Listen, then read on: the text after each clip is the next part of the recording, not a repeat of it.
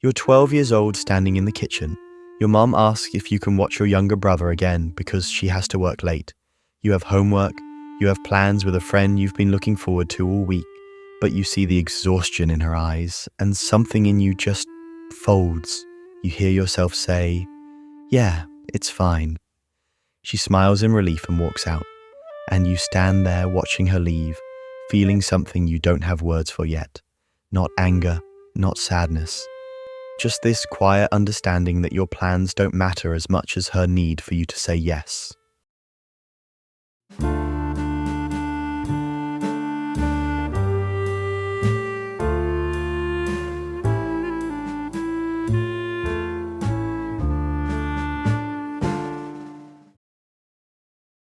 You learned early that being needed was the closest thing to being loved.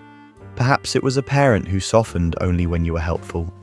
Maybe it was a household where the squeaky wheel got the oil, so you became the one who never squeaked. You became useful instead, quiet, reliable, the child who didn't add to the chaos.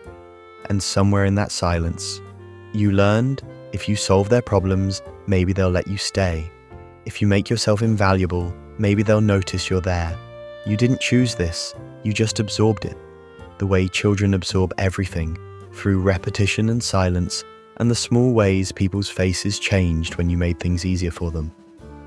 You were 9, maybe 10. Your mum had been crying in her bedroom for hours. You could hear it through the walls, and your dad was at work. Or maybe the bar, you weren't sure. Your little sister kept asking where mum was, her voice getting higher, more scared, and you said, "She's just tired, come on, I'll make you dinner." You remember the kitchen was so quiet, you had to drag a chair to the stove because you couldn't reach. You burned your hand a little on the pan, but you didn't cry.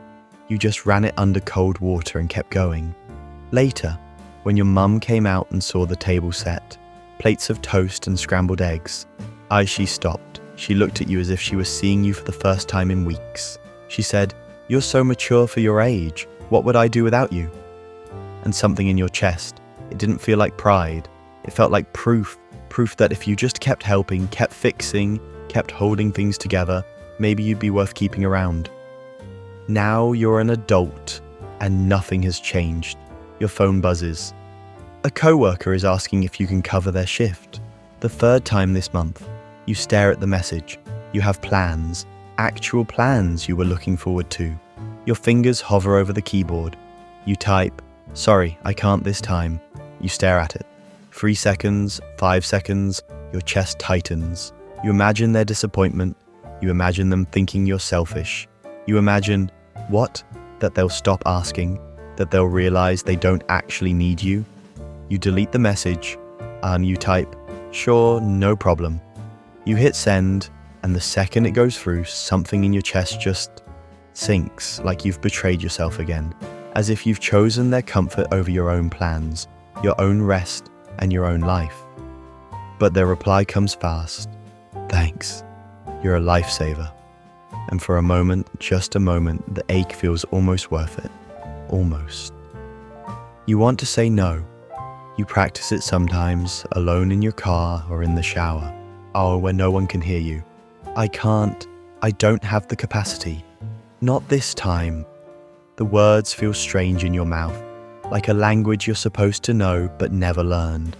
And when the moment comes, when someone's eyes are on you, waiting, expecting, your throat closes. The word sits there heavy and impossible, and you think, what if they get angry? What if they stop asking? What if they realize they don't actually need me, that I'm not special, just convenient? So you swallow it. You smile, you say the only thing you know how to say, "Of course, happy to help." And the relief on their face feels like oxygen, like proof you made the right choice. Except it doesn't feel right. It feels like you don't even know anymore. Here's what they don't see. They don't see you lying awake at 2 a.m, resentful and exhausted, replaying the moment you said yes when you meant no. They don't see you cancelling your own plans, pushing your own needs further and further down the list until you can no longer remember what you wanted in the first place. They don't see the part of you that's screaming, "What about me? When is it my turn?" Because you've learned to keep that voice so quiet, even you don't hear it anymore. You've become so good at being there for everyone else that you've disappeared from your own life.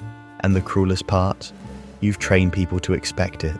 Your yes is so reliable, so automatic, and that they don't even think to ask if you're okay. They just assume you are. They assume you like helping. They assume this is who you are.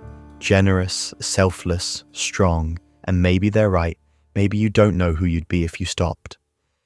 You were a child who learned that being seen meant being useful. That love had to be earned by how much you could carry, and no one ever told you that was wrong.